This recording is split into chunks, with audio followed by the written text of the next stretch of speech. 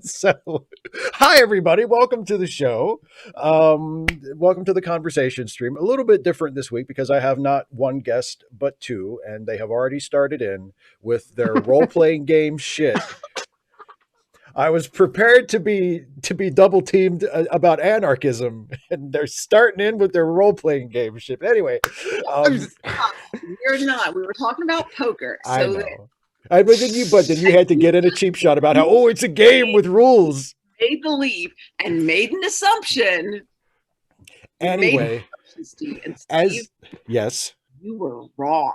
well, that's Part And of hey, the and hey, Steve, I'm actually on your side. I play poker a lot, and I can Hey! definitely tell you that like poker it can be boring. But I for could go perhaps on the and doing things that you don't like. Steve with Titans, you with poker. Why? Why for- do you yourself? I'm sorry. Just hang on Why? a second. Just hang on a second. I just want to point out for possibly the only time tonight, Jonathan is on my side. It may not happen again for the rest of the show, but Oh, we have it. It has been. when it comes to poker, the geek is on Steve's side. and I Anyway. play poker. I mean, there's 9 people sitting Yeah. around the table. How's that fun to watch? So my guests, as you have seen, are first my longtime viewer and patron and my pal and the unofficial producer of my monthly Patreon streams, Some Random Geek. How are you doing, my friend? And yes, I do look like Joe Brooker from the Move Along Home episode, Deep Space Nine. I'm Elaine. Yes. Yes, you do look like Joel Brooks. Absolutely. That's why the hair is out. Yes, yes. I love it. I love it. Yes. Hello. And of course, Dana. How are you? It's Dana week on the channel because Dana will be on all 3 live streams this week. I feel, Steve, I just feel so blessed. I just want to. I want to thank you all for making this possible. Oh, Wait. Where do we go? Here we go. This. what do you have to use for an award? I want to thank everyone for believing in me. Even those of you who didn't, screw you. Yes, I like to thank the Deadpool fan base for this Shives rewards. I'm not a Deadpool fan, but I enjoyed the movies a lot. So But I enjoyed their movie too. It's always a little weird to like something created by Rob Liefeld. yes, It's like is. I like it, but I feel like I shouldn't. It's like I enjoy it, but it feels wrong, which is exactly the right tone for Deadpool. It's like that. Those movies were so good, I forgot that he was created by Rob Liefeld. That's how good they were. Anyway, so before we Other creators. before we get into the conversation, I want us to put over your respective charities. And Geek, you chose there are 3 links in the description, but they're to benefit 3 links to benefit 2 people. So why don't you start by telling us about who you've chosen for your beneficiaries for the donations tonight? So I'm also going to put in a live chat right now. It's the same thing that I copied and paste copy pasta into the live chat before when I had to did 9 different. So Joanna Roberts is right now have only $4 in her account. And hopefully her rent check will clear. And she is always needing money because she lives on SSDI, Social Security Disabled Insurance. She only gets $1,200 a month. And that's supposed to cover everything, including medical expenses, and she's on Medicare and Medicaid, and also it's on food stamps. Only $16 per person though, because that's the federal limit that's set up in the 1960s. And so for as long as I've known her, she is always begging online in order to live. And so that's one of the things. In fact, I've given her over $47,000 over the 3.5 years I've known her. No, $37,000. Okay. And then the second link, the 2 other links is for Phoenix. And she is posted on Twitter that she's having almost an anxiety attack because she thinks that she may need $800 by tomorrow because she's not sure how much the rent is on her new place. She finally got a new place. The vouchers came through on her, but she's not sure if she has to pay for the 9 days of rent for March. and if that's going to be covered by the voucher. So it's possible she'll have to pay a full month of like $800. Still not sure yet. So there's a link to Phoenix's PayPal pool, and I'll put in a link to her GoFundMe as well. And again, she is disabled. No, Phoenix, they are disabled, and they just rely on whatever generosity that people can give her, as well as like they're her OnlyFans and their Patreon and stuff like that. But those are my two charities.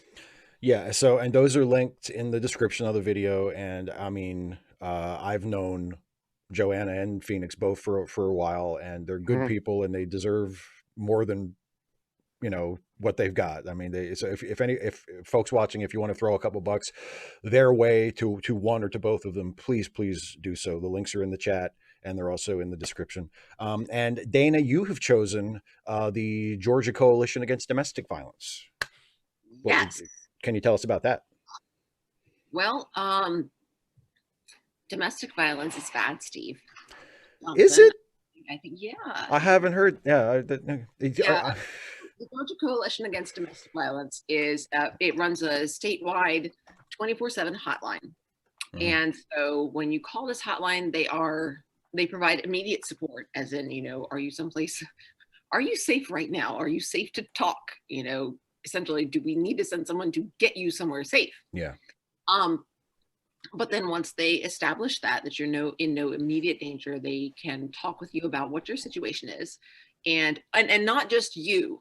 You know, they can give you options for if you're calling on behalf of someone else, and they can the people who work the hotline are aware of various services that are available in different areas, and they can provide you information. So it's not like a statewide, we give everything to everybody. It's more of a network. So they do provide immediate assistance for getting somewhere safe, but then they also provide ongoing support for here's how you can get in touch with shelter, medical care, food, all sorts of support networks, you know, counseling, anything that you might need to help you be more safe. And it's something that is very close to my heart. People, domestic violence does not occur because people are just born rotten. Domestic violence occurs because people, through ongoing stress, respond to stressors by taking it out on those around them. So it's a proximity thing, very much like when we talk, and I know you've talked a lot about like racial profiling. I mean, honestly, when you think of a neighborhood as a high crime area, the natural response is to send more cops there. And so all of a sudden the neighborhood has more cops there. And so suddenly we see more crime there instead of less. Surprise, surprise. Well, that's just because there's more people to see it. Right. You know, it's not necessarily that there is more crime. It's difficult to quantify that. The same sort of thing with domestic violence, because these people are in proximity to each other and there is a lot of stress in these situations. People who have been through trauma are more likely to respond to increased trauma by acting out and hurting those that they actually do care about. So there are, people should be safe. I 100% agree. It's as simple as that. People should be able to be safe, to live without fear, to be healthy, to be well fed. That means fed to keep well, to quote the Bride book. All of those things are things that we can provide. And one way that we can provide some of that is by supporting the Georgia Coalition Against Domestic Violence. There's my elevator pitch. It's a long elevator ride, but so That's okay. I hit all the buttons. It was a long, it's a big building, and there's so yeah, you can donate to the Georgia Coalition Against Domestic Violence by going to gcadv.org, and that is also linked in the description of the video if that is something that you feel compelled to do. And I mean, we would all appreciate that as well. It's unfortunately a very necessary thing, a very necessary cause, but it's a good one. So yeah, gcadv.org, and also all of the links to the Joanna and Phoenix's PayPal's, and also Phoenix's GoFundMe that Geek was mentioning is also in the description. So we'll try to mention them again before the end of the show, but there you go. If you're feeling generous, that's where you can go tonight, and we would all really appreciate it. I mean, the reason why I started the charity links page was all because like it was filling up like 10 different links I was all to give. And so Joanna and Phoenix were kind of like the predecessors to the charity links page. And just a quick point on like domestic fire and violence, as Mama FG would say, fuck the patriarchy. I have potatoes, so I'm happy right now. I have potatoes. I have potatoes and fried chicken. Potatoes and fried chicken. I know. I'm a happy lady. Shit. I just had bratwurst from like last night, so I'm good. So yes, we're here to talk about like anarchism. So I won't be yelling that much, maybe, because A, I'm happy, and B, my mouth may be full. Well, I'll start with Geek, and he'll probably go for about 45 minutes, and then if you're done eating by then, Dana, you can jump in. You're both wrong. Wow, we're both wrong. Shit. Well, I'm thinking big here, Steve. Yeah, it's the Royal Rumble. There are no friends. There are no allies. Just comrades. Yeah.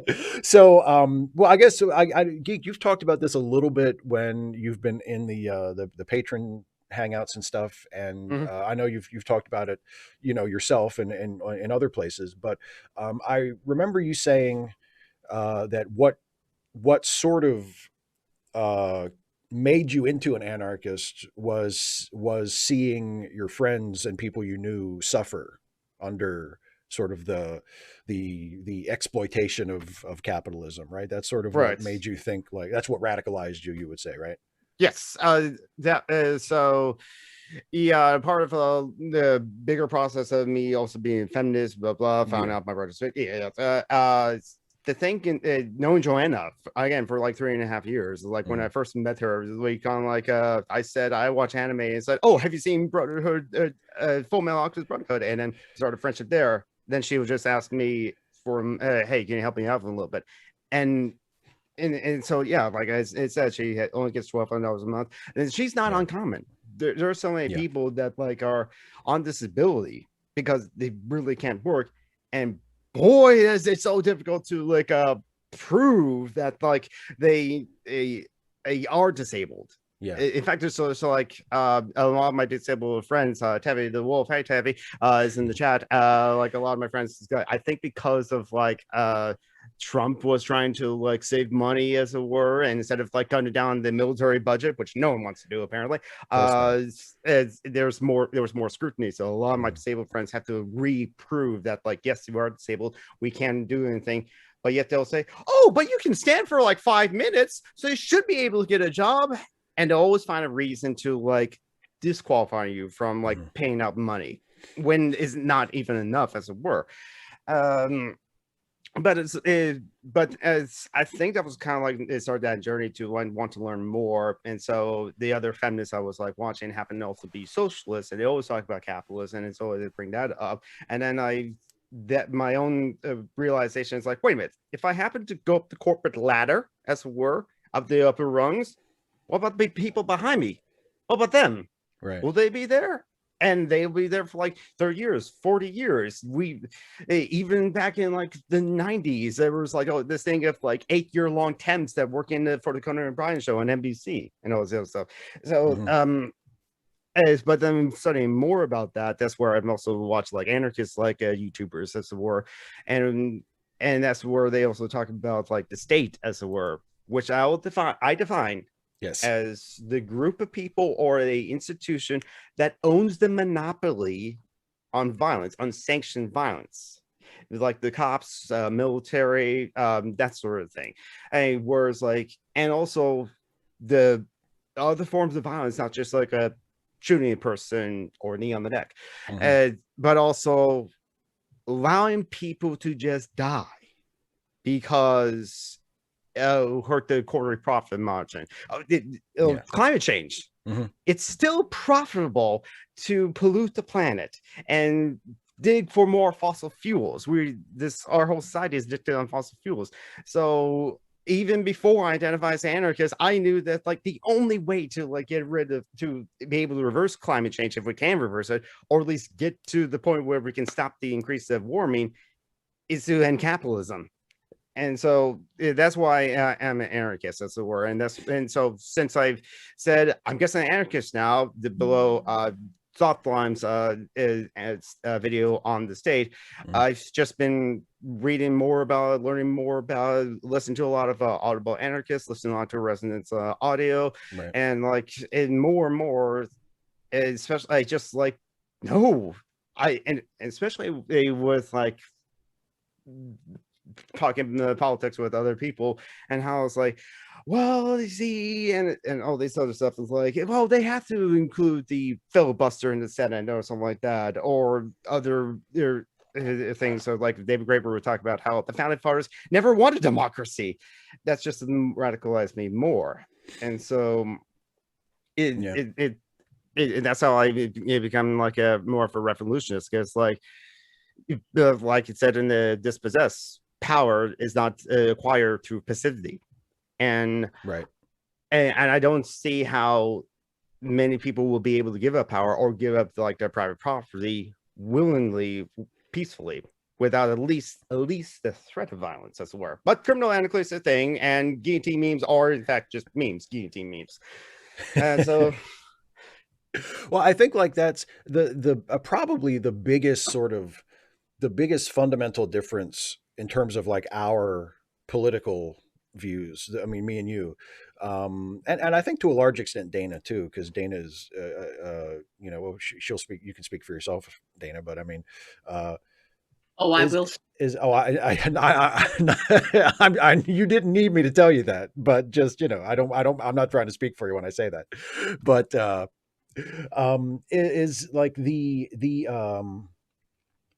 I guess you could say the extremity of the solution that you favor, you know, because like I think we generally, broadly speaking, we agree on most of the problems, you know, like when you talk about people like Joanna having to struggle to pay their bills, and you know SSDI not being enough and having to jump through too many hoops to get it, and you know disabled people having to constantly reprove that they are in fact disabled and that they are entitled to this money, and you know unemployment insurance, people who don't have jobs and they have to jump through similar hoops and worry about what they're going to do when it runs out. Actual state oppression. That's why many of my comrades are disabled are say, well, fuck the state, because look at what the state is doing to us. Right. Well, and I guess, I mean, the main difference between us is that your solution to that is to say, well, fuck it, let's get rid of the state.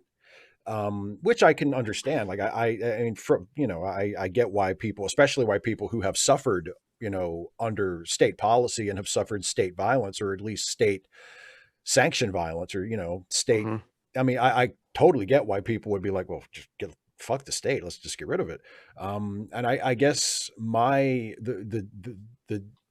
reason I come down on a slightly different side of it is I don't think that those things are necessarily, you know, I don't think those things are inevitable, you know, or at least I don't think that they are, that it's necessary for the state to be as shitty as it is, you know what I mean? Like because it's, I mean, I'm not going to sit here and argue that, you know, state violence isn't a problem when, you know, we have, I mean, just the own, if you limit yourself just to police brutality and police overreach of authority and stuff like that by itself is enough to say, oh no, state violence is definitely a problem. And there are there's a difference between saying the state can be better than it is, which I think Jonathan and I agree with. You could have a state that's better than the state that we have. Yes. However, Jonathan and I also would say that's still not enough. We could also do better than that. And that's, I think, where we differ with you, sort of. Yeah, I think. Well, yeah. I mean, if because you both ultimately end up at we don't need a state, Well, I and say, go ahead. well, I say that like in order for there to be capitalism, there needs to be a state. Because what is capitalism? The private ownership and control of the means of production. Means of productions is like not the stuff, but the stuff to make the stuff. Right. The factories, the mine ores and the like mineries and like the large fields of like a factory farm work and like power plants and that sort of thing. If they're and the private ownership and control of them is whereas like they are owned and controlled by a private separate group class. That's the capitalist class, the owning class, as it were, as opposed to socialism, which is the workers owning and controlling the means of production, meaning that like we all own and control the means of production, as it were. And workers in like a general sense for like anarchists and socialists and communists is that everyone, just like everyone that isn't elite, like a economic elite of being a business owner as well, or a political elite of a national level politician, or even the IWW even includes class traders, which includes cops, because how else can you have rules of private property where it's like this land, this area, fenced-in area is mine, no one's can allowed to like stand on it, and I owned it, and this is mine? How can you enforce those trespassing laws of just like walking over here in a fenced area, someone is like this land? You need cops in order to enforce that. You don't need cops, but here I did appreciate that you talked about the state has a monopoly on sanctioned violence. Right. So you can totally enforce, that sort of thing. And the other thing is with American laws set up the way that they are, you can like the owner of that property is allowed to use physical force if there are not law enforcement officials, present in order to provide safety on that, that someone trespassing on your property can be seen as a threat to you, and you are then permitted to use force. And it differs state to state. Some states it is your residence, like the actual building itself. So if someone's trespassing just on your land, you may not use physical force against them legally. But there are, it does vary state to state. But someone who is not a member of law enforcement is allowed to use some force to defend property. And I think the idea of ownership is so deeply embedded into us that we just don't question it. That we not only don't question it, like the question doesn't even occur to us. It's just common sense. But it's not. It's something that we don't think about because it's something that we're used to. And it's something that's come up for me recently because of a Facebook thread, as well as recent personal experience. And on a Facebook thread, somebody was saying, yes, we understand that there's a difference between personal property, private property, and public property. Like normally the distinction is made just between private and public property. Right. And people will say that socialists and other, left-leaning folk are against private property when what they mean is not personal property. The personal property is okay, but that private property, the ownership of something that you don't use, the ownership of something you don't use, that's what left-leaners are against. But in order to really have a meaningful conversation, we need to talk about what ownership is. And our read through of The Dispossessed has given us some good examples of, like either in the last chapter or the chapter before, Little Sonic saying, you can the handkerchief that I use. It's just the handkerchief, which the fact that she's not attached to this handkerchief, because it's just the one she uses. She doesn't have any personal connection to this handkerchief. What do you freaking do? It's a handkerchief. Who cares? Who cares? And so ownership goes beyond use. Ownership guarantees use, but it goes beyond use of objects to access to use those objects. That's what ownership is. Ownership means if you have a second home, you can, like a lake house, you can go to the lake whenever you want because that is your house. Even if, or you can choose to rent it out to somebody else, or you can choose to, you know, demolish it and just have that be an open space. You have complete control over any use of that object. And it is an object, which is why that becomes, you know, important when we talk about, you know, things like wage slavery and, you know, chattel slavery.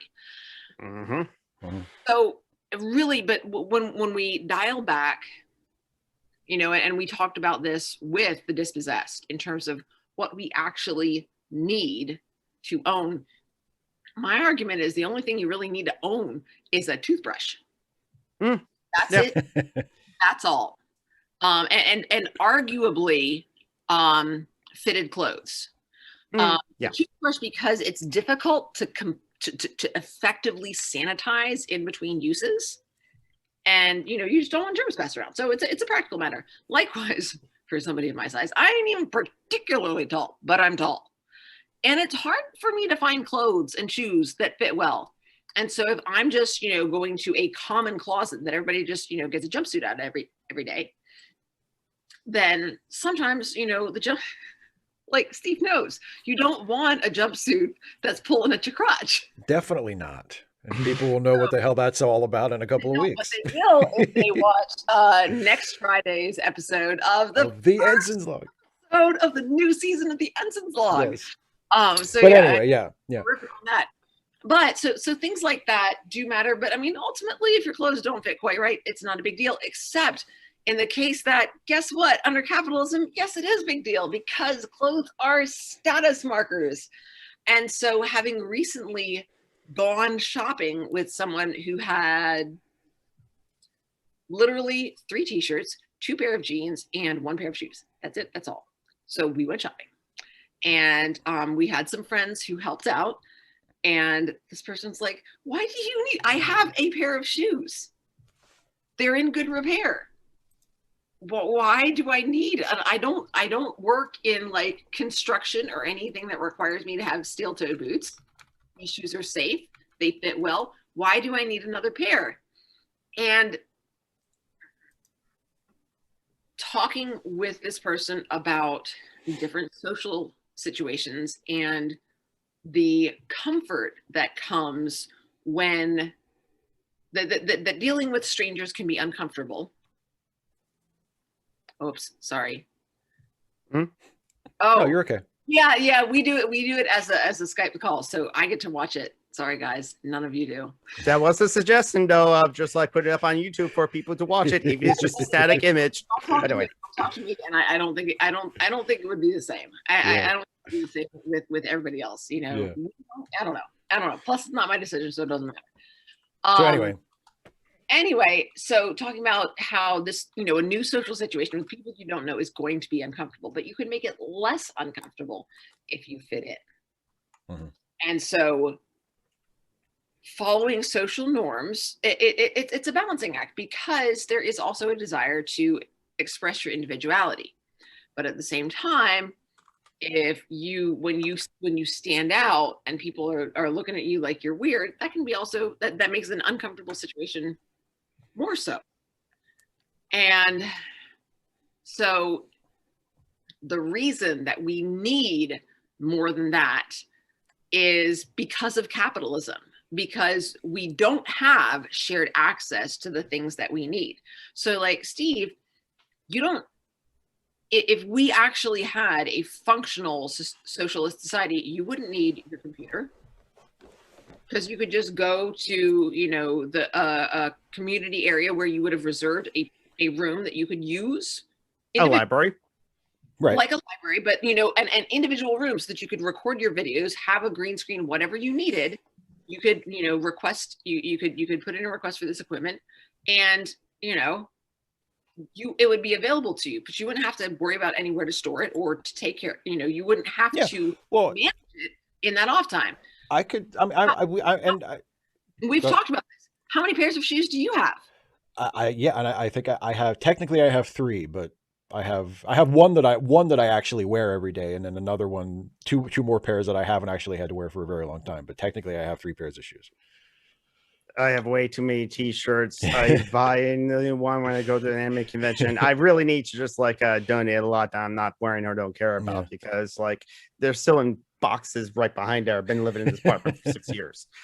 Yeah, I mean, that it comes down to that concept of ownership and storing things, and the idea that you have to hang on to stuff because it's a self-perpetuating paradigm, because ain't nobody gonna look out for you but you.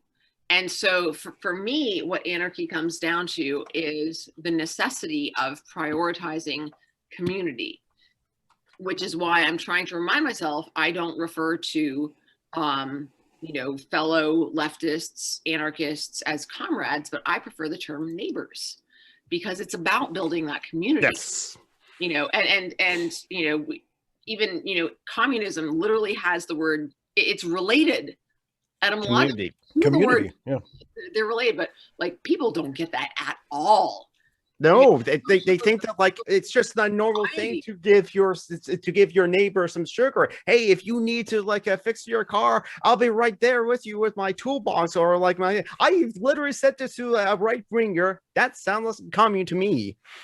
Yeah. Well, a lot of that is because of in America anyway, and in the West in general. I think a lot of it is because of anti-communist, like rhetoric and propaganda. Because communism, yes, I do think that's like communism has sort of become its own. People don't think about like community, like commune. Like no, they think communism as its own thing, and they associate it with this what they've been sort of inculcated to think of as an evil system.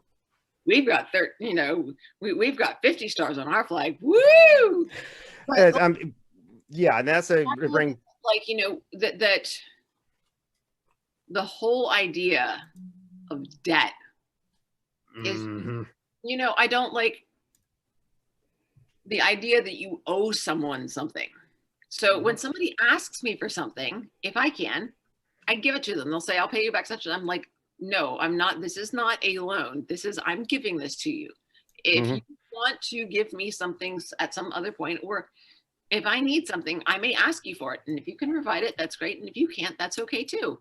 There's like to give without obligation.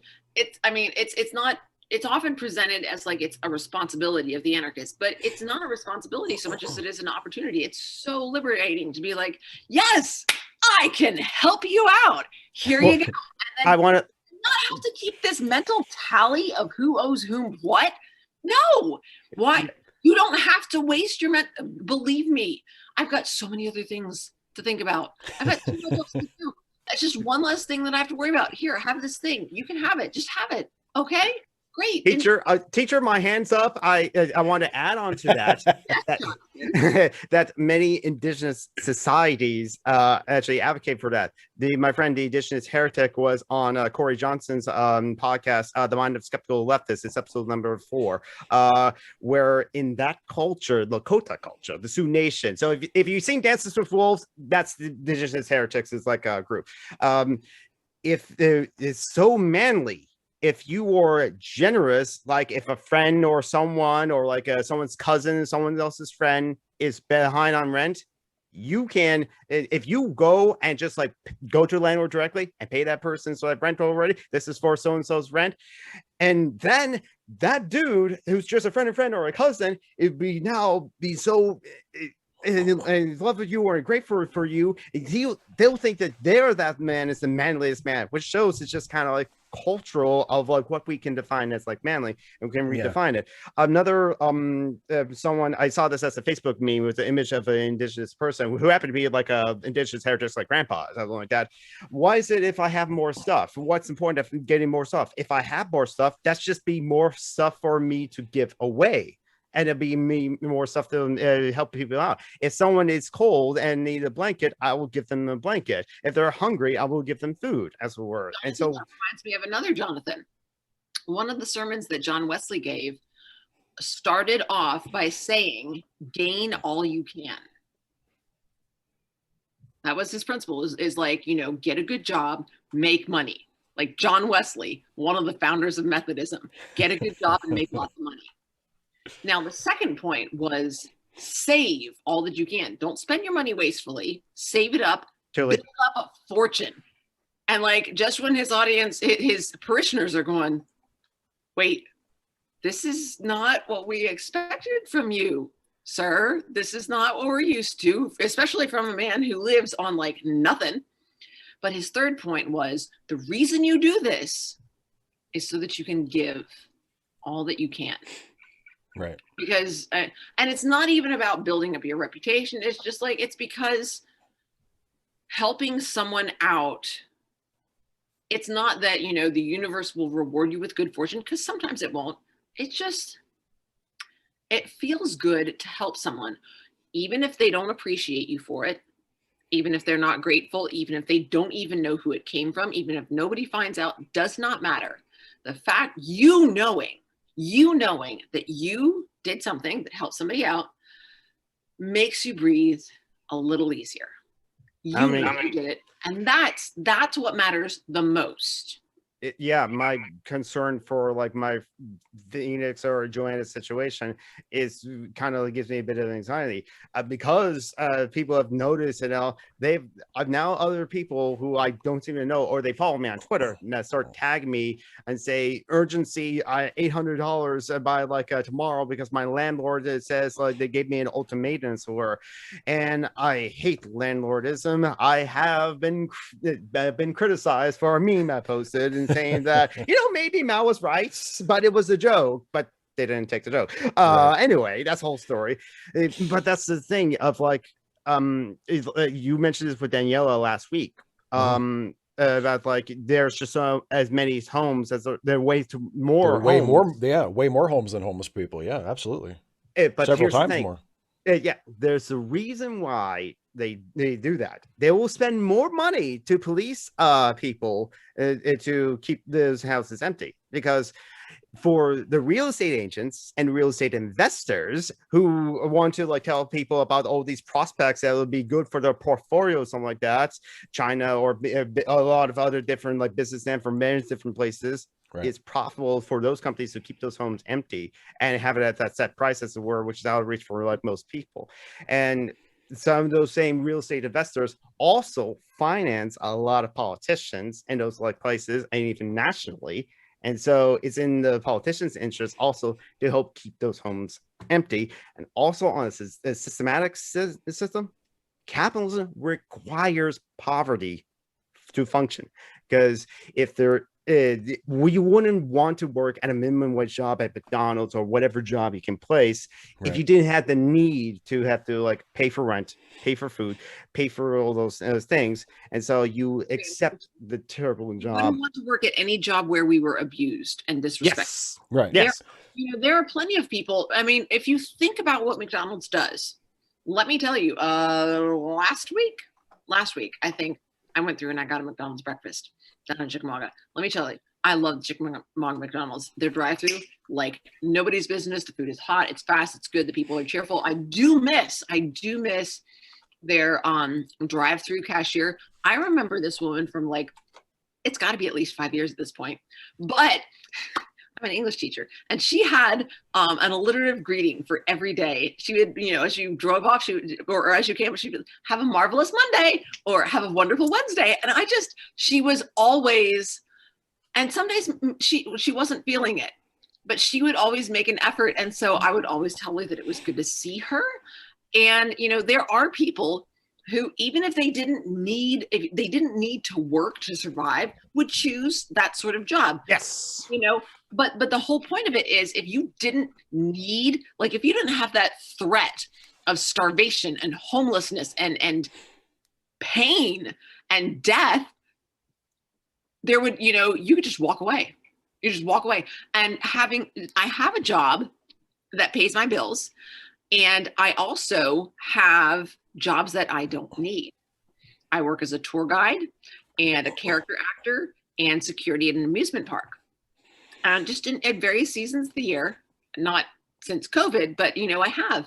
And the stress level in those jobs is just so much lower. And the main reason because those are like customer service jobs.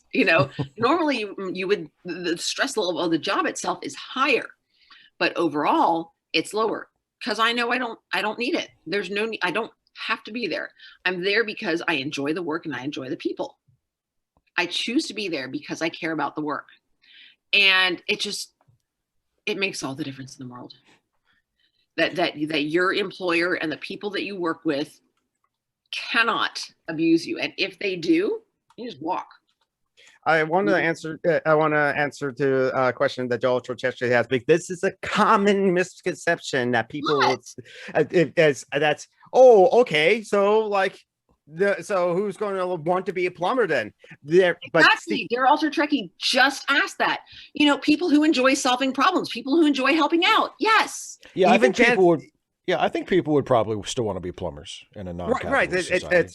Noam Chomsky has said, and Noam Chomsky has done things I disagree with, like he denied the Cambodian genocide, but he said he's not convinced that that's all of the crummy jobs, the crappy jobs, the terrible jobs, that no one would be willing to do that. I mean, remember, Steve, in the response to your economics Star Trek video, yes, that someone just asked the janitor, "Do you enjoy your job?" "Oh yeah, I love the job." And turns out that he won the lottery, literally, but still was willing to be a janitor for the elementary school because he loved the kids.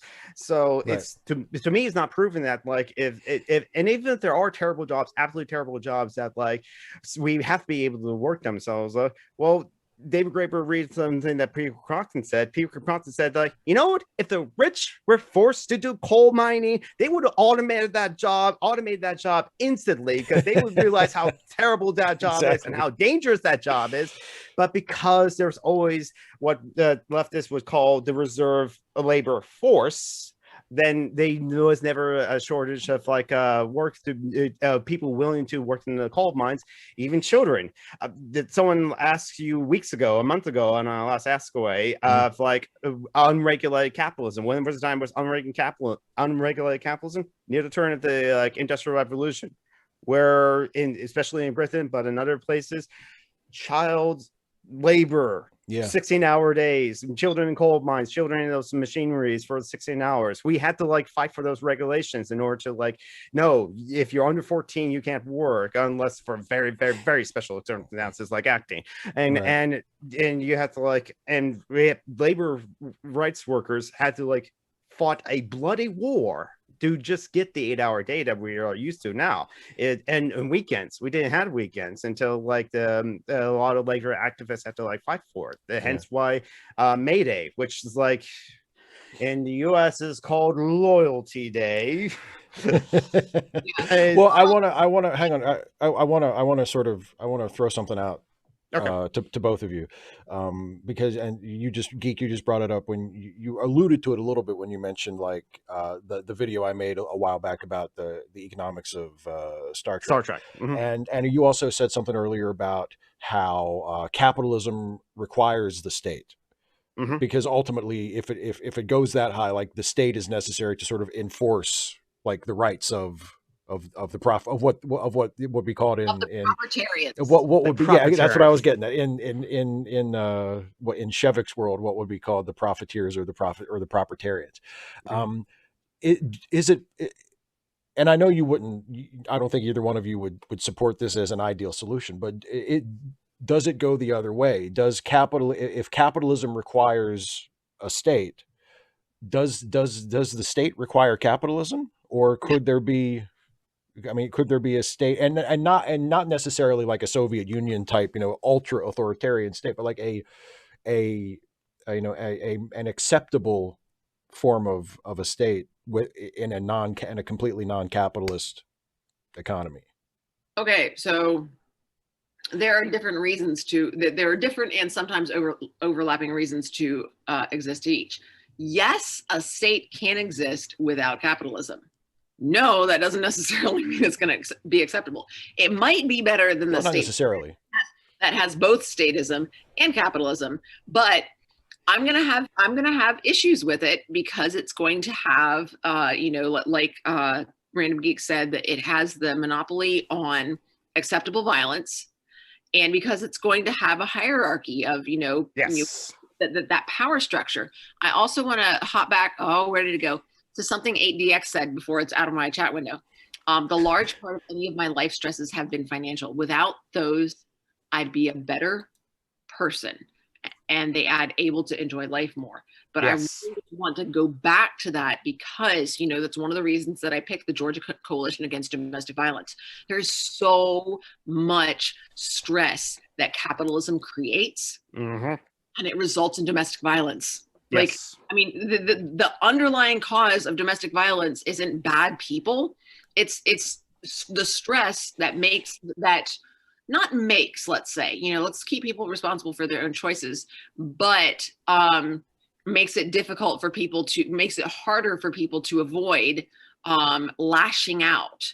It makes it, that stress is just, I mean, it creates biological, long-term biological consequences for us that we don't fully understand the effects of, but we know it does bad things to our body, you know, like the lower part of our body, but definitely to our brain. And yeah, that financial stress is just, it's so debilitating. It's so hurtful. And like Random Geek was saying, capitalism runs on people's fear and desperation. Well, I think the reason I ask you guys that question is I think I am a far less committed capitalist than I am a statist. And I'm only I'm only as committed to the idea of statism as I am because I've never been convinced that any of the alternatives would be any better. It's not that I think, you know, the state is you know, a great, awesome thing. It's sort of like, you know, what Ben Franklin said about democracy. It's the worst of all possible systems except for all the other ones. I will have some You opinions know, there. I'm not saying you agree with that. I'm just saying like that's You but were going to bring this up. I knew it. And so I wrote out my response. okay, well, I'm just, but my point is, I'm way more sympathetic when you talk about the, you know, the evils and the excesses and the exploitation and the oppression that happens as a result of capitalism. I'm a lot more sympathetic to that, and I agree with a lot of that. Like all the, you know, the destruction of people's lives that results from having to put up with financial pressures, you know, people having to the way we have tied a person's ability to meet their basic needs to their ability to do labor or you know, to earn money for somebody else. Like I'm 100% on board with all of that. Like I think all of that is horrible. That let me throw that you to think about for a little bit.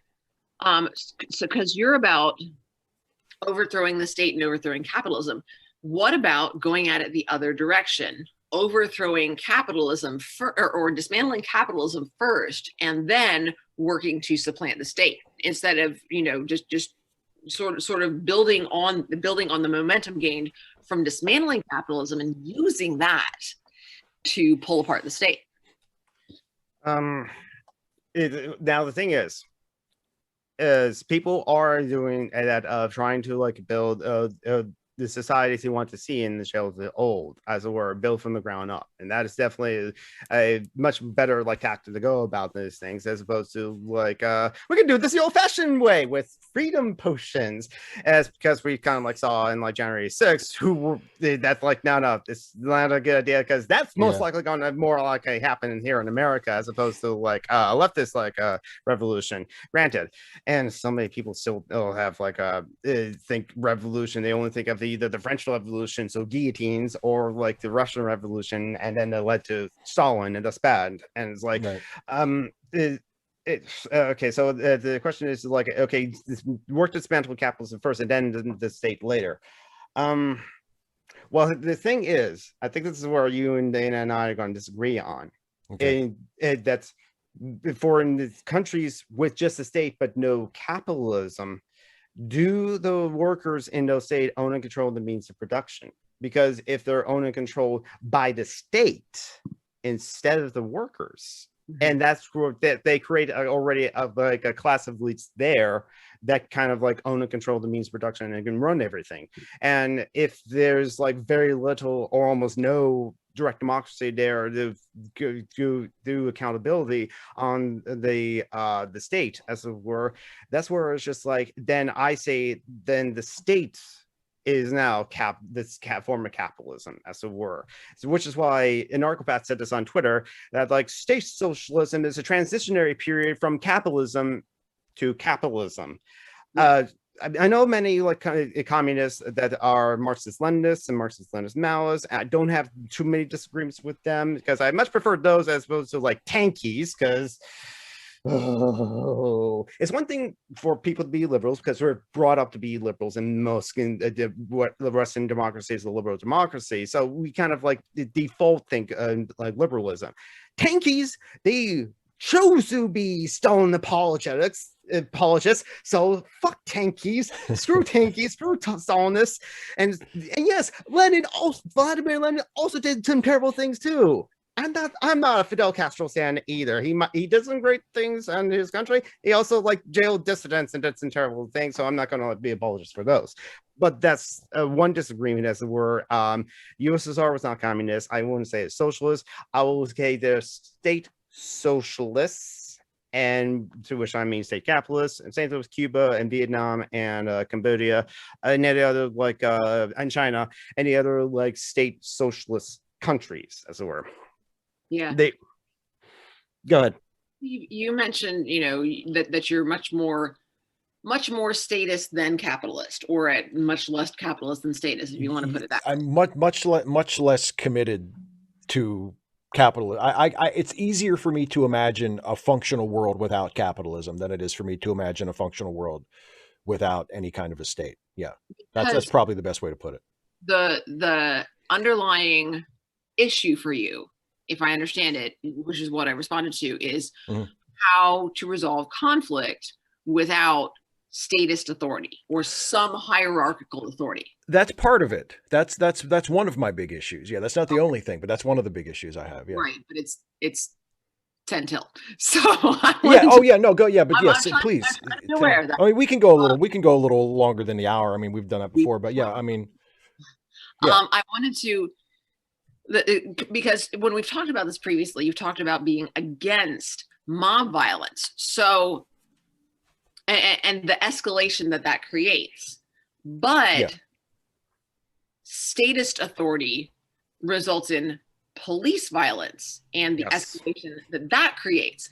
And it seems to me, it's not necessarily any better or worse. You still have a similar problem if you don't address the solution, if you don't address the underlying problem, which is the escalation.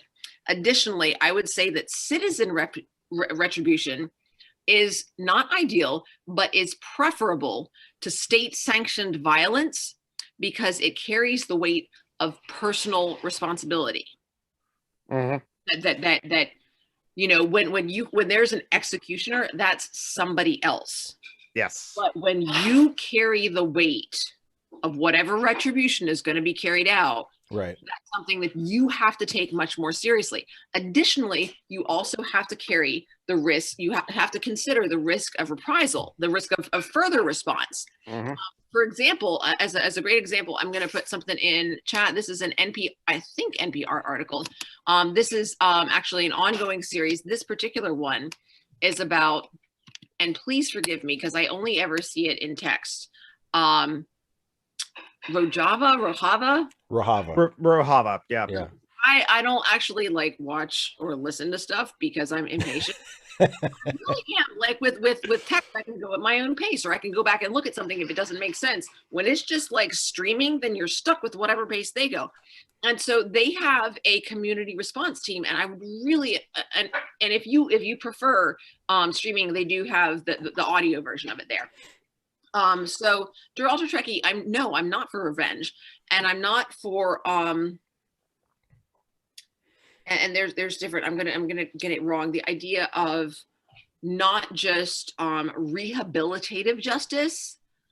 We were talking about this. In the interview.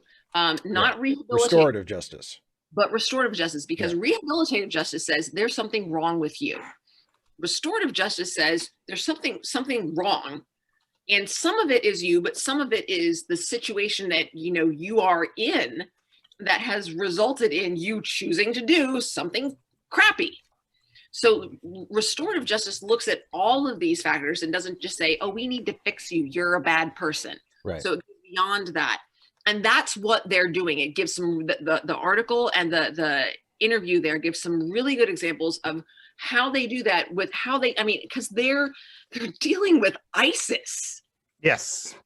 Without necessarily, you know, so they do have to defend their homes and defend there is violence involved, but they have to make sure that it doesn't escalate into tribalistic, you know, Montague and Capulets. Thank you. Oh my goodness. I got you. Thank you. I appreciate that, Steve. That it doesn't do that, because then you'll never get any better. And I really want to encourage people to take a look at that. So that was my response to your thing about state authority. So that's the thing too, is that like there's also Death Bad Boy. I love that you did mention that, because I did listen to that podcast series, The Women's War by Robert Aarons. Yeah, so good. Robert Aarons is from the same Robert Aarons from Behind the Bastards. He used to be at crack.com before they let go of all the writers. There's including Cody Johnson of Some More News. If you get a chance, please, there's a transcript. You can just skim through it, or you can listen to it. Please, I really recommend it. Sorry. I also recommend Robert Evans. It Could Happen Here, because in that podcast series, he mentioned how there are times when, well, what if a revolution happens and there is no state? Well, there's times when there was no state anyway after Katrina. And yet the narrative was, oh, it's chaos, it's mayhem, it's anarchy. When really, no, the people did work with themselves. Hey, I got this, or I got a boat, or hey, what do you need? Hey, what do you need? The community came together and helped each other out when FEMA was very far away from like actually providing them assistance. So like It Could Happen Here also has some great resources, but for more on that specific topic, Mutual Aid Disaster Relief is also a great website that like covers that, because, and they mentioned it before in the articles, when retailing like the forest fires that happened in Oregon and Washington State in California, even when the right were saying Antifa, let the forest fires in Oregon on fire, and even the state troopers had to say, please stop saying that Antifa was lighting the state on fire, because the Antifa super soldiers, whatever you call it, they're helping people, as it were. Join mutual aid. We kind of revert back to our natural inclination of helping people out. Pierre Kropotkin said this in the beginning pages of Mutual Aid Effector Evolution. Do I need to know that person whose house is on fire for me to lift up a pail of water to throw onto the fire? No, I don't need to know the person. Their house is on fire, and like I need to like help protect our home or something like that, or someone's hungry. Yeah. Section Meditation 17 from John Donne as a poster in my classroom. You know, no man is an island entire of itself. Yes. Everyone is a continent, part of the domain. If a clod fall into the sea, Europe is the less. It's just one little clod, but it's still part of it. You know, I am connected to all of mankind. Any man's death diminishes me, and it's that same thing that you're talking about, Jonathan. That sense that sense of shared humanity. And I just want to point out, none of that is stuff that I disagree with. Like, I mean, I don't think it's. Like I've said in my Where Do We Go From Here videos, I've talked about mutual aid before, and I talk about it a little bit in the one that's going up on Wednesday. That is the subject is hunger and food insecurity, and you already mentioned geek Danielle Moscato, who was on the show last week, talking about her mutual aid organization that she works with, Feed Louisville. I think that's fantastic. I think it's a great way to respond to both to chronic problems like homelessness or hunger, and also to acute emergencies like the aftermath of a hurricane. Like, I mean, but I don't see how that's incompatible with saying, but ultimately in the long term, to have an orderly society, that there needs to be some kind of overarching authority. There needs to be some form of a state, and hopefully that state is democratic and is answerable to the will of the people. Obviously that's not what we have now, right? Because once a politician gets elected, they're in there, and even if they do fall back, like, did not fulfill on their promises of like whatever it is, and maybe they are high for ties, or maybe they didn't fight as hard enough as what Right. they're in there, and for the next 4 years, or the next 2 years, or the next 6 years, not recallable at any time.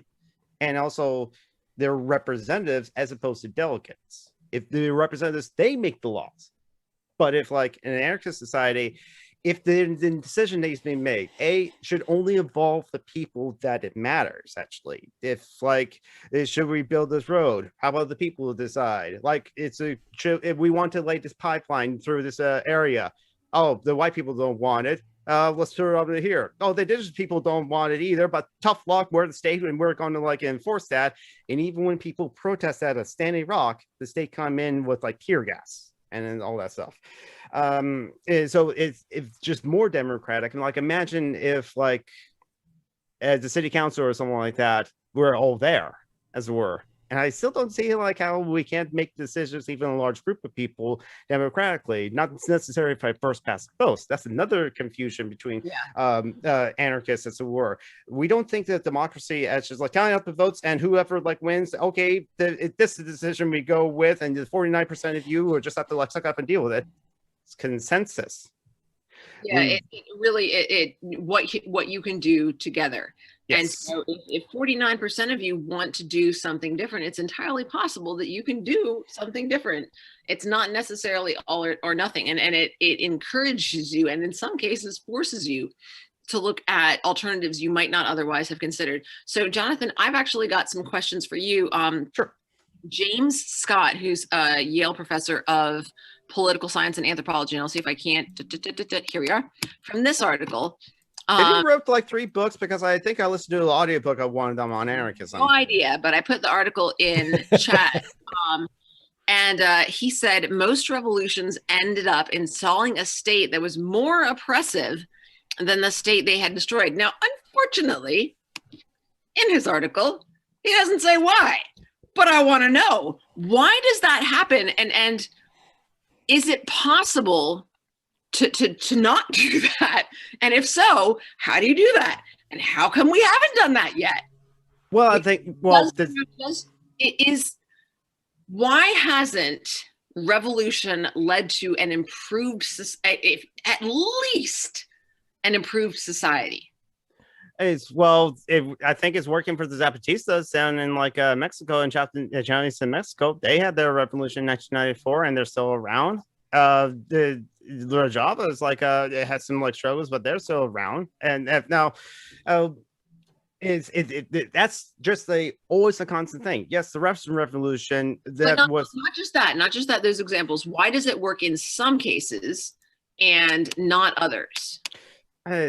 Because there's always going to be like a counterinsurgents or counter revolutionaries, and people who feel like Vladimir Lenin, the vanguard, think that like, no, these people are making the wrong decisions. And I think it's the same as James Scott that I read the book on, James C. Scott. I think he read. Yeah, I think that's it.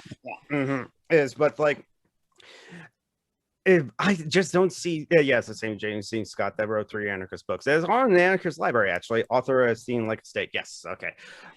But I don't see how the current system is going to work. I don't see reform working. We have tried reform several times before. I mean, the one reform that stuck around the longest, the New Deal, got walked back by the start of neoliberalism with like we started in thinking of Jimmy Carter and ramp up and Richard Nixon, but ramped up with Ronald Reagan, and even like some of the last remnants of the New Deal, like the Glass-Steagall was like voted against, one of them being Joe Biden. And so it's always a constant work in progress. Yes, some people that want to try to like take power, as it were. There's always that one minority of people that like just want to have like all the power, as it were. And like with the dispossessed, like with the people dispossessed, they came from a hierarchical like system, so it's hard to like work out of it, as it were. So maybe you said it's always a constant work in progress. Anarchism is, yes. Sounds a lot like ongoing reform. I mean, I'm just saying the language that you used is exactly that of those who support ongoing reform. I'm just saying. Oh, no, okay, no. All right. So with this system, when is Joanna never have to eBay? When will she never have to eBay? When will Phoenix never have to eBay? When there will never be a system where all the people that send me DMs, mention me on Twitter, and all the people saying in the chat, they will say, hey, can you share my GoFundMe? Can you share my PayPal link? When are that's going to stop? Then I'll prove, and then I'll say that reform works. What? Okay, yeah. So the Democrats only have a slim margin of 50 senators, and that's not a good enough majority to be able to get through all of the things that they wanted. If they want those things, they don't want to like a dismantle capitalism, though. That's for sure. Even the progressive ones, they'll want social democracy. Yeah, no, they don't. Well, when's that going to happen? I'll put it to you this way. I don't know when that's going to happen. But it's easier for me to foresee an eventuality where people in need are taken care of and are given their basic enough to meet their basic needs in a world that has not undergone the kind of top to bottom revolution that you're advocating. I don't, like I say, and everything you just said about how even if the Democrats did have a large enough majority to pass more sweeping legislation, it would come down to how many of them actually wanted to. Like, I'm on your side on all of that. I would, as a Democrat myself, I would love for my party to be way more bolder and way more progressive than it is, and to push way harder for more far-reaching reforms than they do. Like, I'm 100% on board with all of that. It's an endless source of frustration for me, but I can sort of postulate a society where where either we have greatly expanded the welfare state and we have made it easier for people who have needs, who live in poverty or who are having trouble getting their basic needs met, that it's easier for them to get the benefits that they require. Or I can see us implementing some kind of basic income where everybody just gets a certain amount to start with every month that is calculated to be of a particular amount that is what you need to meet your basic needs. And then we go from there. And and the thing is, I don't think that either of those is going to be easy to accomplish, in the current climate. Just like the Affordable Care Act just barely got passed, and it was really, all things considered, a pretty marginal reform. Obama didn't promise Medicare for all or a single payer healthcare system. But that was tough to get through, and even a relatively minor reform like that was tough. So it wouldn't be if I say, hey, why don't we just do universal basic income or something? That's not, you can't just snap your finger and say, yeah, just vote for it and we'll do it. If it's up to a popular vote, though, it would. I agree with you. If it was a popular vote, I think it would be just like some form of universal health care. But we live in a tyranny minority because the Senate can have any majority in the Senate. 58 people can decide for us that we don't need a $15 minimum wage. Yeah, I think my biggest quibble with it is, that I think what Azalea Jane said about it, that not having procedures in place to deal with what happens next. Because you talk about how the state is failing your friends. But honestly, you also mentioned that the SSDI that they get isn't enough. Get rid of the state. The SSDI they get is nothing. So, but that's why I am for a bottom. I'm not done. Before you move on, before you start your revolution, you damn well better have something in place for people who are marginalized, who have challenges that are not being met under the current system. If you don't have something in place, then your revolution is going to hurt them more than the state will. Okay, but now, yes, bottom up. We build things to do things. Food Not Bombs Las Vegas did do that. In cooperation with the Sidewalk Project, it was one of my latest videos. I'll put it in the chat. They build 28 homes, raised $16,000 to build 26 homes to house homeless people, and the state came in and crushed it. Why? Their reason was, oh, the trash was piling up. I'll put a link to the article in first into the live chat, and it's like one of my like second to last videos that where I like cover it. Oh, that won't work because it's a big long thing, so I'll just have to like do like my own like a YouTube video. But they crushed it. Why? The trash was piling up. And yet they're the ones collecting the trash. Oh, and also a couple of like assault happened. Well, how often does assault happen in the everyday life normally? And they don't that I might, but that are it's going to be even with like the proper way of doing it, bottom up, of like making sure those systems are in place so that like our friends are taken care of. And yes, that's what I'm focusing on now, just like working 16 hours a day or 12 hours a day. I can do 16 and accruing as much overtime as I can, and so that I can, whatever money I can give, I will give it to my friends. Again, $7,700 to Phoenix for my track, and $37,000 to like Joanna over the past 3.5 years. There is, yes, that's what I'll do in the meantime. Right. Because, but even if we do the proper thing of bottom up, the state will come in and crush us either as well, because we're not supposed to be self-oriented. We're not supposed to like manage our own self-affairs. They don't want a society where everyone is free to be able to grow their own food or like make their own clothes. They don't want that, and they don't want homeless people to be housed, because then why would they have to like work for a terrible job? Hey, homelessness can like fix, so let's crush these homeless companies or Chas and Chop. They want to problem, though.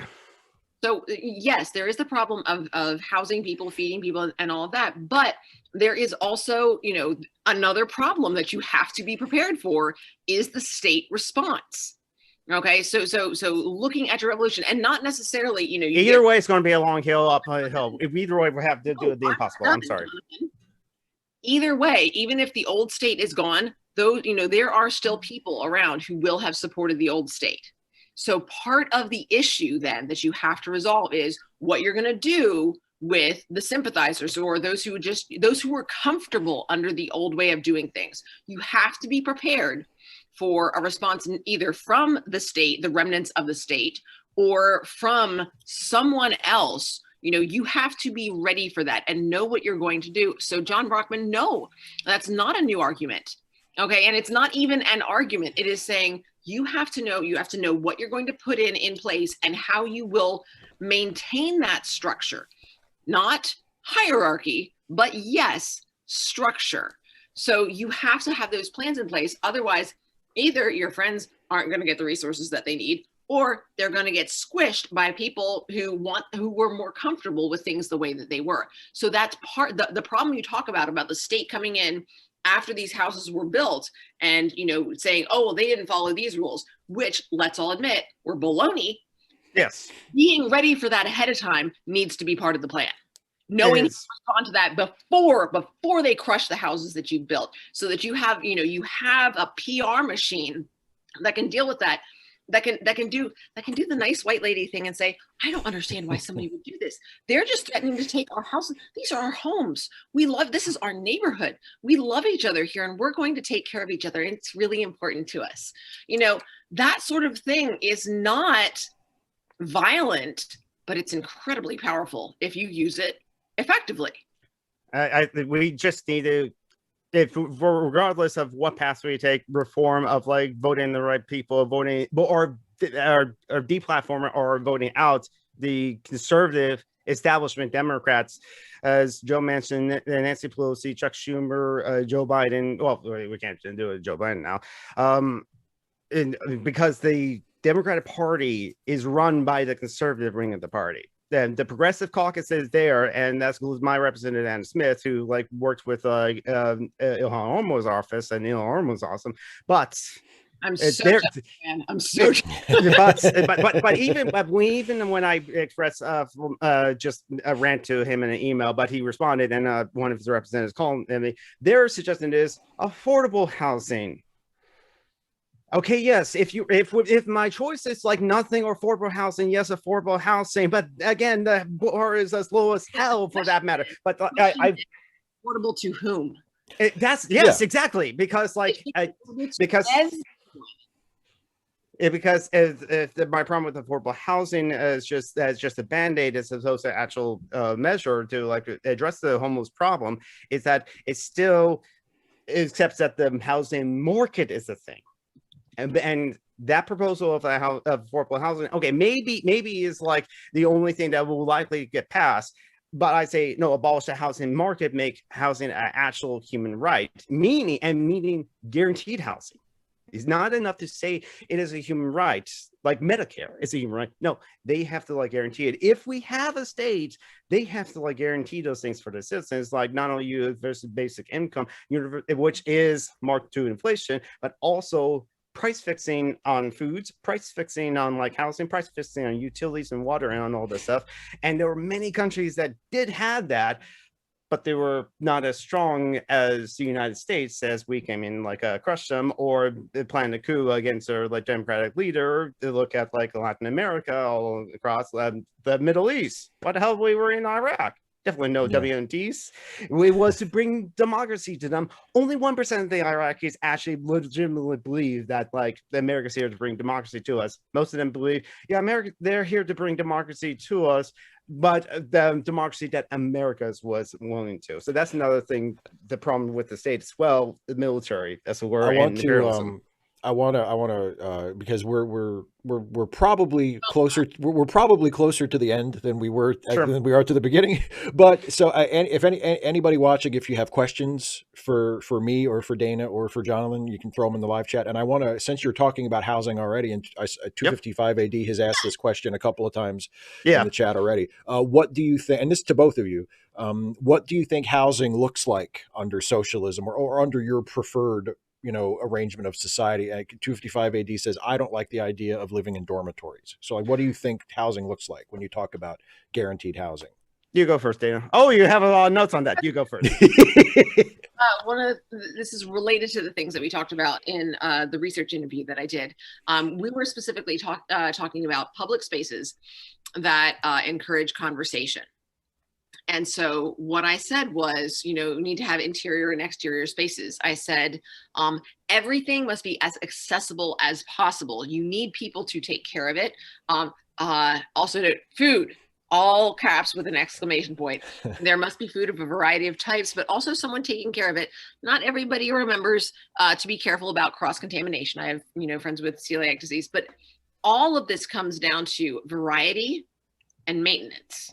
Mm-hmm. Okay? Because something that was said in chat was talking about, housing should be free for all. I said, yes, we also have the responsibility and the opportunity. We totally could do this to make sure that it is safe and habitable housing.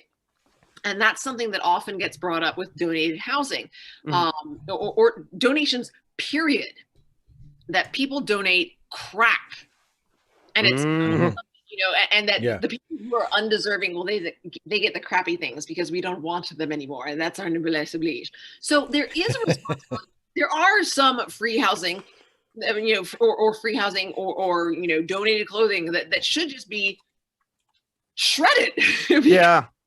People should not honestly have the option to live in unsafe housing, but there is enough safe housing for everybody.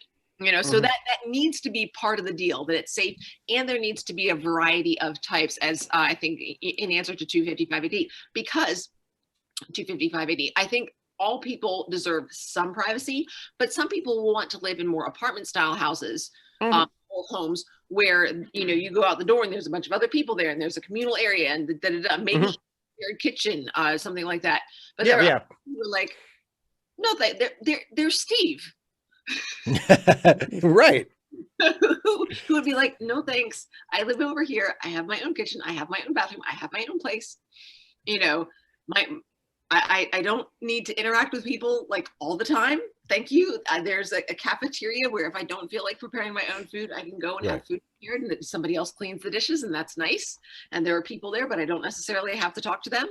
But there are people who want a more private, not reserved, but more removed space. They can be more alone. Even their man cave, have it be their man cave. Or woman cave. Or women, or non-binary cave. Exactly. Your NB cave. Yes, my Demian bee cave. Yes. Or whatever kind of safe cave that you want. Exactly. But yeah, safety definitely needs to be a part of it. But yeah, so yeah, I that some of the valuable work would be not being landlords, but being caretakers of these homes. And that's, I mean, when you think of it, being a landlord to an extent, in which case you are responsible for the care of someone else's home, that is valuable work.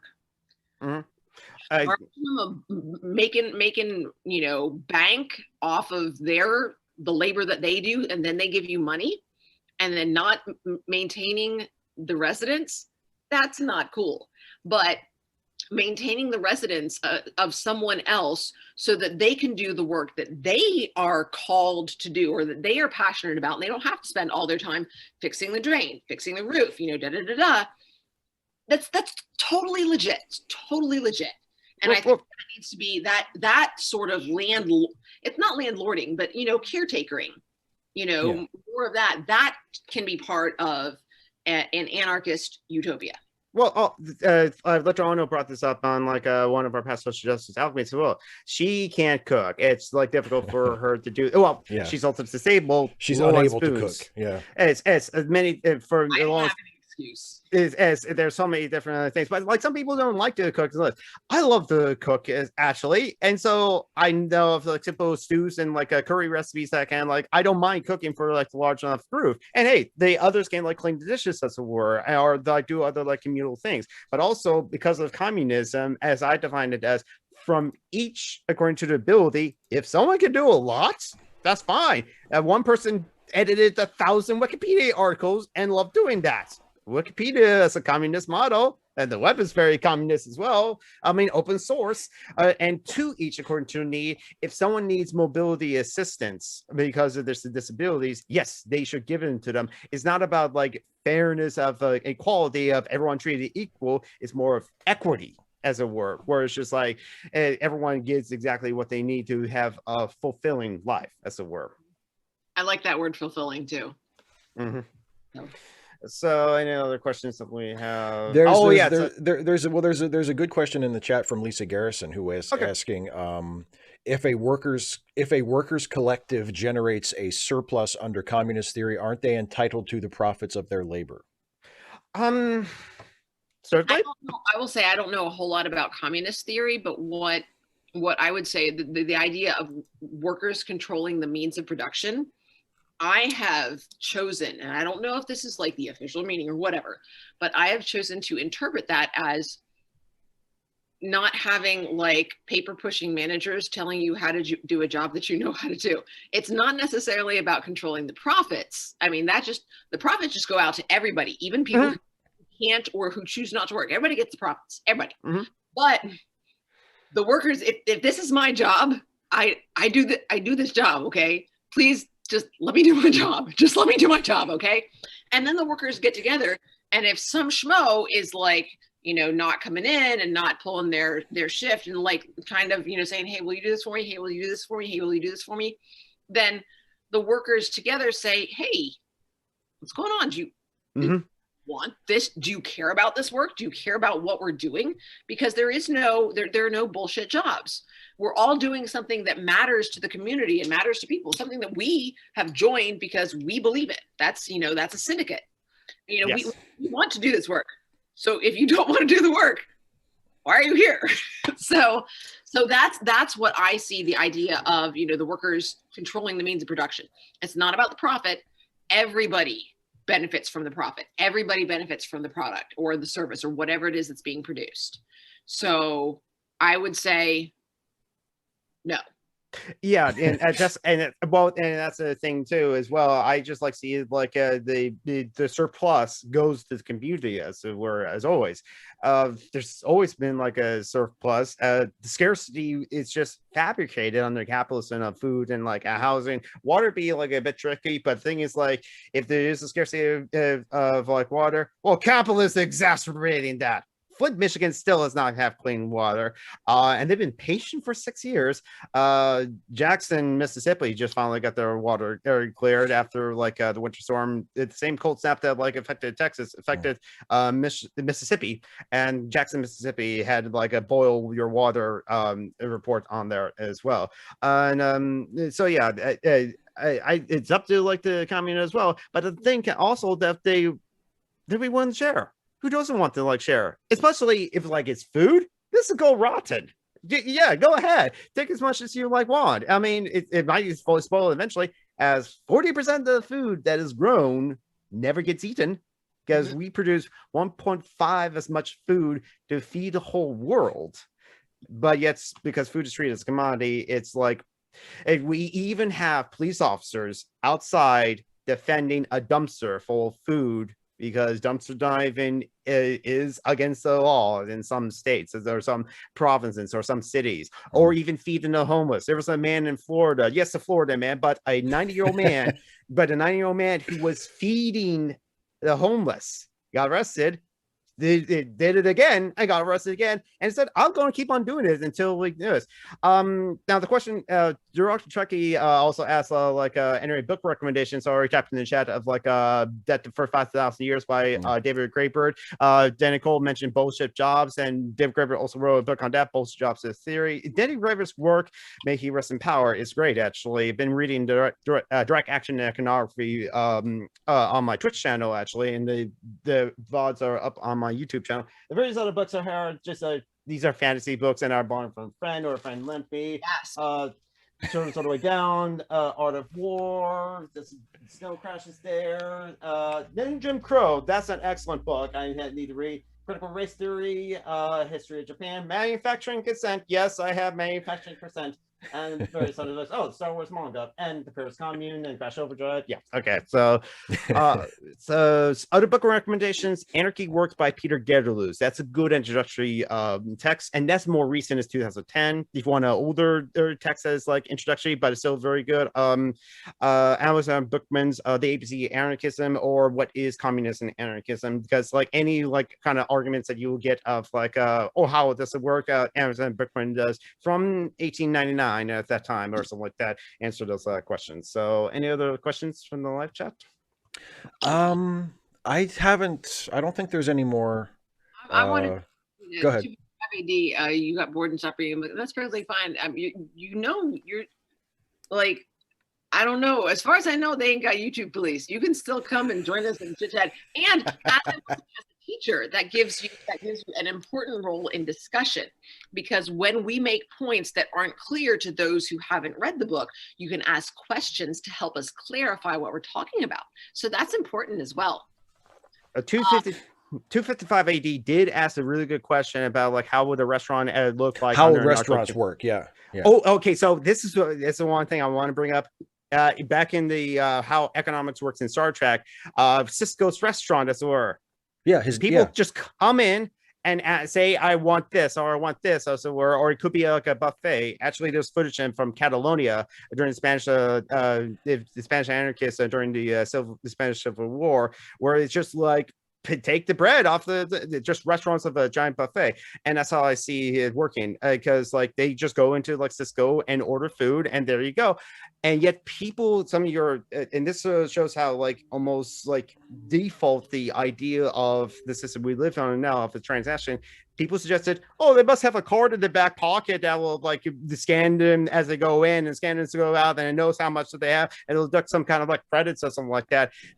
A lot of people just can't imagine you can just like come into a restaurant, say I want to like the chicken teriyaki and get that, and then walk out. And why would like Cisco do it? That's what he loves to do. He loves to cook food for people. And why do the waiters work with this? They love to like rate those people. And why does he do? Maybe those people make the shoes or make the clothes that they're wearing, or like as a doctor, he heals like his son or something like that. Or there's a teacher who would teach the kids in the community. They all do it for the community. So again, the surplus of their labor it goes out there. There's also a really interesting essay against restaurants, I believe, that's on the Anarchist Library, and it's on libcon.com, that I've been meaning to read. I'm going to eventually read on my Twitch channel, twitch.tv/SomeRandomGeek, and that's 3 instead of E's in geek. And I'll find that essay 2TV and I'll put it in the live chat. Abolish restaurants, a workers' critique. Here it is. And yeah, so that's my answer. They could just get a sandwich from Cisco and then go eat it in the shower. They could do things at once. Why not? I think at least, and I mean, Star Trek is not real. Well, not only is it not real, but the writers of Star Trek, thank God, are way more interested in telling stories than in, describing in excruciating detail how everything in their world works. So a lot of it, you just sort of have to, go along with it or fill in the blanks with your own imagination if you want. But it seems things on Earth, at least, and in the Federation, by the time you get to the 24th century and the TNG era, where there's explicitly no money, things seem to work pretty much the way they work now. It's just nobody has to pay for anything, so a restaurant would be, you would go, I guess you could imagine there would be different restaurants that would operate in different ways. Maybe there would be restaurants where the chef just creates a particular, menu on a given day, and you show up and you just eat whatever they have. Or, there could be restaurants that work this holiday. Huh? No. If Didier never creates the menu twice. Yeah, there would be stuff like, some restaurants would be family style. Some restaurants would be, you order off a menu and it's, it would be there. I imagine there'd be a lot of variety, and it would work the way things work today, except you don't have to pay for anything. And well, actually, I can't imagine communism working right now. Imagine our lives as they are right now, except like rent. What's that? No, you don't have to pay for it. You just live here. How much is this for this pizza? No. That's what there you go. There's no money transaction whatsoever. We don't have to pay for electricity. Don't have to pay for internet. Don't have to. If I wanted another Blue Yeti microphone, I'll just order it, and then you're this position in the queue, and I just wait. Yeah. And it's a simple thing as just imagine doing the things you do without money. Yes, I will do a different job. I wouldn't necessarily probably do my job. I'll probably be an actor, as I want to do. I didn't pursue that because I want to eat. But yet, when you also think about it, it's that's just a simple thing. But yet, when you do think about it, wait a minute, that radically changes things. Banking? Why would we need banks? Why would we need the finance industry? Why would we need Wall Street? Why would we need all these different things?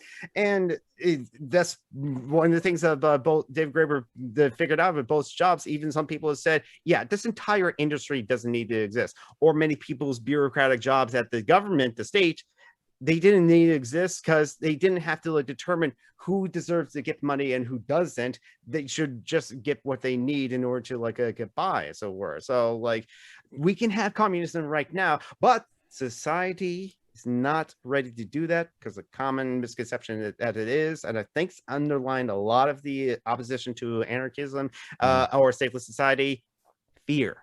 People just don't trust their neighbors. They don't trust their co-workers. I was told that's why we need the cops, because of the assholes. Who are the assholes? Or that's why we need representatives. Why are they assholes? I mean, one of the things that I hear is, well, who are you going to call if someone's breaking into your house? I'm like, why would someone be breaking into my house? Besides, exactly. Especially, you could just knock and you could come in. It's not that big a deal. It's really not. I'm just, I'm not. Yeah, the reference down the hall to the right. Well, I don't, I'm not a threat to people. People aren't going to want to come in and kill me. What are they going to take? The most expensive thing that we own is probably the refrigerator. If they take that, it would certainly be an inconvenience, but I would be kind of impressed. Yes, let them have it. They had the dolly card and everything. Wouldn't they? And if you leave it here, we'll just, add another plate and you can have dinner with us. It's okay, man. Or whoever you are, what's the big deal? Wouldn't they want to take your cool dice, all your cool fucking dice? Fine. royalty sexes? Sure. Take your. I have a Crown Royal bag just full of like these dice I collect from Masters of the Gathering. They're a dime a dozen. Those Crown Royal bags are so good for keeping stuff in, aren't they? Yes, they It's are. like the whole reason to buy Crown Royal is to get the little velvet pouch. Yeah, because the whiskey itself is not that great. It's like not for the price. It's a bit expensive, but It's Crown okay. Royal's okay. Gordon Junkie is asking a question that I'm not entirely certain about. It says, how would musicians or artists' lives be better? I think that's rhetorical, and that like they'll be able to like eat and do the art when they want to. I don't have to stress themselves of need to like do commissions in order to like pay for a house, or just, I need to eat today. I need commissions. But at the same time, they could still do commissions because they'd be like, look, I can my friend's character, and everybody would be like, yay! You know, or like they wanted to. Yeah, or like Steve, you have said before, if you didn't have to, if you were just like given $1 million or like didn't or had like a BI that you can live off of, you would do the same thing of making Star Trek videos or the videos you want. I would still make videos. Yeah, I would still make videos. But you probably just like relax with your production schedule, as it were. Absolutely. Yeah. Well, that's another. Yeah, that's another. I mean, I think that's another point that we all agree on, and we can kind of end it on this note. Sure. I mean, the idea that a lot of people argue, and Dana, you talked about this on one of our streams recently as well. Like the idea that, well, without the profit motive and without the need, fear of death. Without the need to work in order to survive or have your basic needs met, then people just wouldn't work. And I don't think that's true either. I mean, I think most people, if you remove the burden of, if you don't work, you don't eat, and you just say, you know what, everybody gets to eat. Everybody gets a place to live. Well, the basic needs are covered. Yeah. Like everybody gets the basic needs covered and nobody has to work in order to survive. I still think most people would work. They would do they would do things. They would, and some people might only focus on like hobbies and stuff, but I think there would still be people that would want to work in restaurants or want to work in warehouses, or if you can approach it on your own terms and you don't feel like you're trapped there, I think that really shifts a lot of that. Because there is something there, and I'm not like a physical labor person, generally speaking, but there is something satisfying and kind of pleasurable about doing physical work. What makes it a burden and what makes it torturous to a lot of people is the fact that you get into a situation where you have to do it or you're not going to live, and you have to do it for long hours, and you have to do it over and over and over again ceaselessly for years at a time. And that's when it becomes a burden. But if you can take it on because you choose to, it's a much different thing. So I think people will still, in such a society would still do work. It would just be your relationship to the work would just be a lot different than it is under. Plus, there's actually a book that's written under socialism, Women Have Better Sex, because something David Graeber talks about. Capitalism requires patriarchy for the women at the households who do all that unpaid labor, as it were. Mm-hmm. And so, and that can be satisfying to some people too, because like people talk about, but the CEO works so hard. So like, but they don't have to clean up their own mansion. They don't have to like do all the work on the weekends, as it were. And so, exactly. They don't work any harder than we do. If fry cookers work harder than the CEO of McDonald's, they might work long hours, but you can't convince me that an 8-hour shift for a CEO is the same as an 8-hour shift for someone who works for minimum wage at a Burger King. Like I know which job I'd rather have, and yet they get like a 516 times as much as the average worker at the corporations. Yeah. So, but anyway, so go ahead, Dana. I wanted to end on piggybacking on something that 8DX said. Okay. He's talking about essentially about syndicalism, about working together to achieve something. And he said this already works with Patreon and other crowdfunding of projects. Mm-hmm. And so that leads neatly into my little explosion, which is that Steve. Yes. You're an anarchist. I am. You am. I love the look in your eye when you say that. No one, Steve, No one tells you what to do. That's true. You have used YouTube and Patreon to create your own syndicate, and so that you can do the work that you do best. I mean, this is exactly what Shevik wants to do. You achieved what he wanted to do. But it is within the context of a democratic republic with a state and a constitution and a rule of law. Even more impressive, you managed to do this in a freaking state, a capital state. You created your own independent syndicate. Well, you know what? You know what? Yeah. That, sir, that is why you are a YouTube big shot. Flattery will get you everywhere. To your left there, Steve. That looks like a YouTube thing. Yeah. This right here, my friend. That's very clever. I'm still not an anarchist, but that's very clever of you to point that out. I will say we've talked about, but listen, Steve, you're wrong. There we go. It took us to the end, but you got it in there. You did, yeah, that's true. You did, and you say it to me every day of my life. I think you and I have talked about before on the Dispossessed show, and I think we've talked about it like in private and stuff too.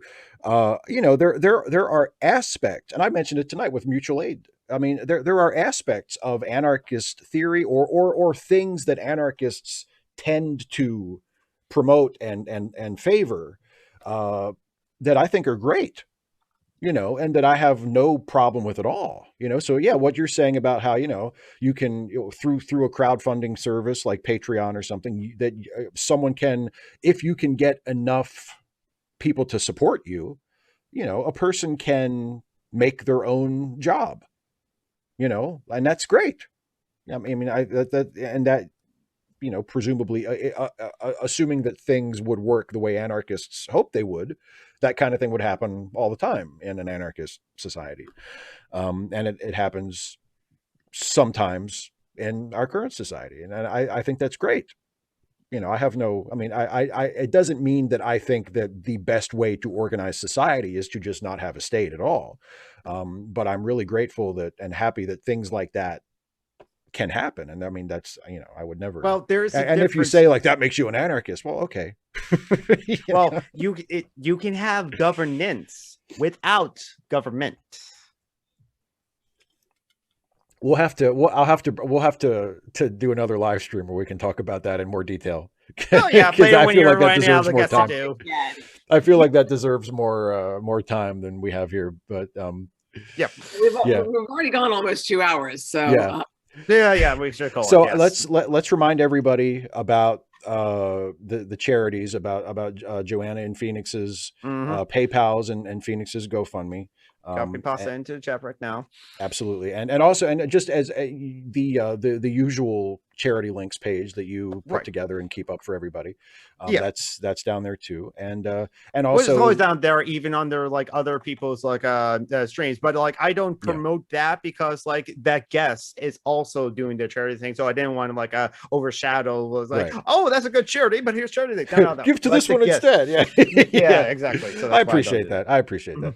And also the Georgia Coalition Against Domestic Violence, gcadv.org. So if anybody watching is feeling generous, you have multiple options that you can choose to support from here, and we would all really, really appreciate it.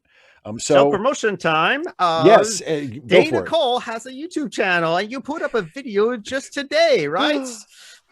I did, because I wasn't at school today, so I was like, oh, I'm not going to be there, and like I planned it out. I must teach the children.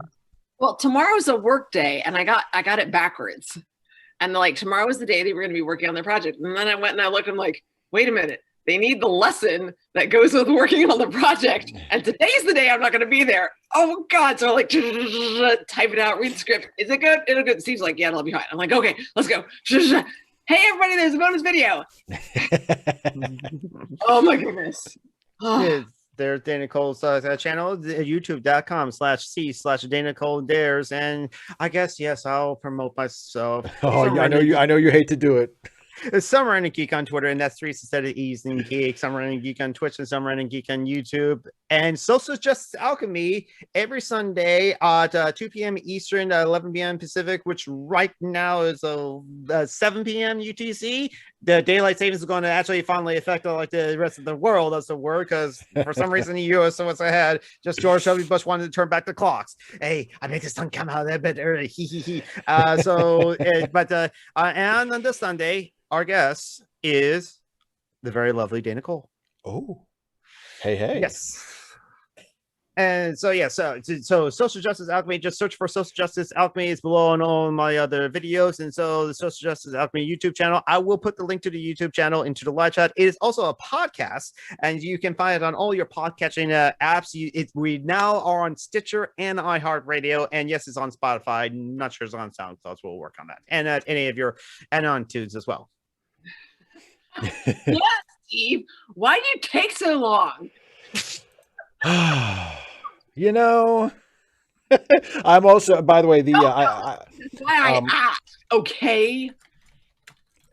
I am also adding Social Justice Alchemy's YouTube channel to the description of this video because I forgot to do that.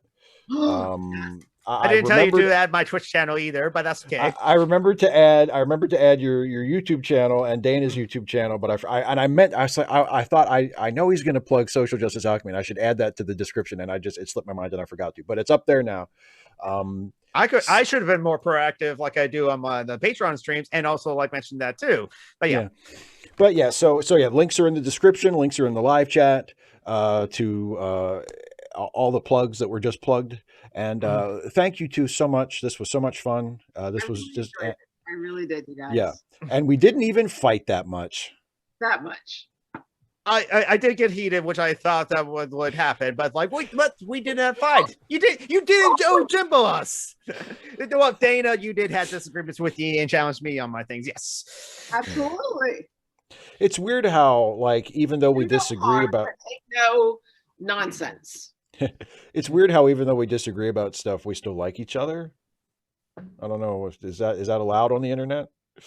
I don't know. Depending on what you disagree over. It depends on what the disagree. If we disagreed on, like, yeah. But anyway. Dungeons and Dragons. Oh, that's it. This show is over. Actually, hey, no. Yeah. Go ahead. We do agree on some things. The Last Jedi was the best Star Wars movie. I will fight anyone who disagrees with that. That's right. Goddamn right. See, common ground. Yeah, no, I actually, I mean, I just don't try to talk about Dungeons and Dragons with me. You can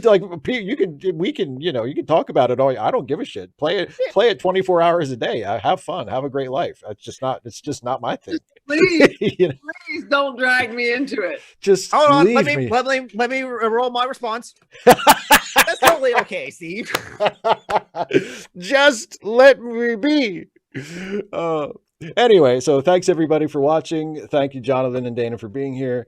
And thanks for hosting us. Absolutely, it was my pleasure. And we'll see you. I'll see you next time, everybody. Have a good night. Bye, folks. Bye. Goodbye, comrades and potential comrades.